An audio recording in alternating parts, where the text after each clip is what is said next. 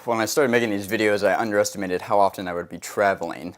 I'm currently in Florida again, although this morning I rode on a private jet. See picture. But today I want to talk about how to get a journalist to write about the product or event or whatever you're doing.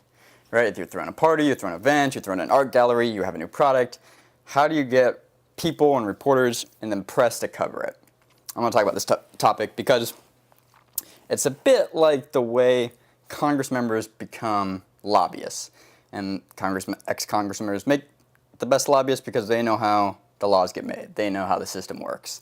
And it's a little bit like journalists. A lot of journalists go into PR and public relations precisely because they know how to get press releases covered. And the key way that's done is by hooking the journalist in with something they can go do, like an experience or some sort of product that they can try out.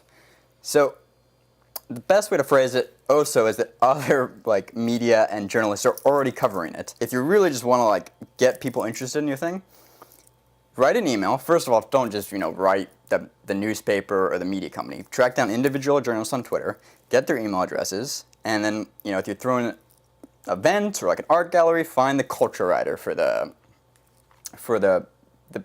print or the media company you want to cover it. If you have a product, find the tech reporter on this media company and email them directly. And when you email these individual reporters directly, be like, hey, I have this new product, some other media companies have already tried it out or are trying it out this coming week. We'd love to have you, get an exclusive look at it as well. We're open to communicate. You're welcome to film or shoot or try or do whatever you'd like with the product or the event. We'd happily put you in touch with, make up some, fancy name, one of our, executive vice presidents of, whatever. They'll be your contact.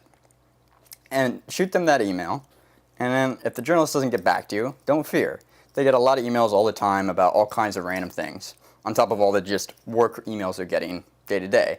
So send them another email and follow up and be a little bit persistent. And don't wait too long between the gaps. Shoot them an email Monday and then another email again on Wednesday. And say roughly the same things. And if you create enough of an incentive where they feel like they can offer a product to their editor or for the company they're working for, as in hey, one of two ways. One, what the reporter or the video person is going to do is go to their editor and say hey, all these other media companies are covering this event. We should definitely be there too. It's this new thing, right? They don't want FOMO, fear of missing out.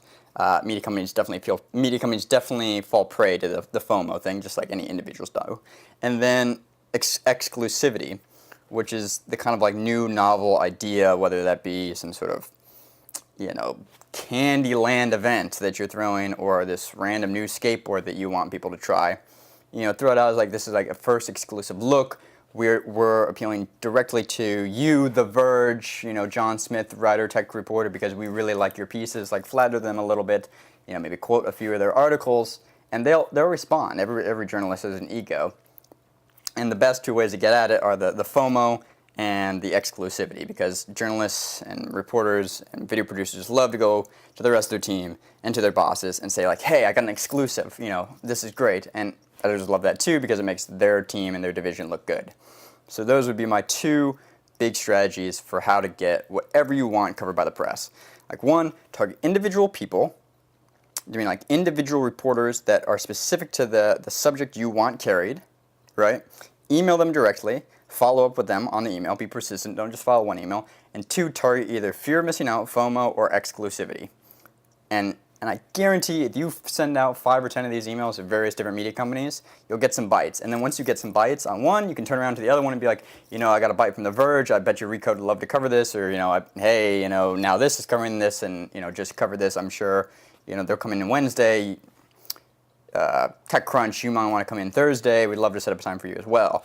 And you can kind of get the media companies jostling for you.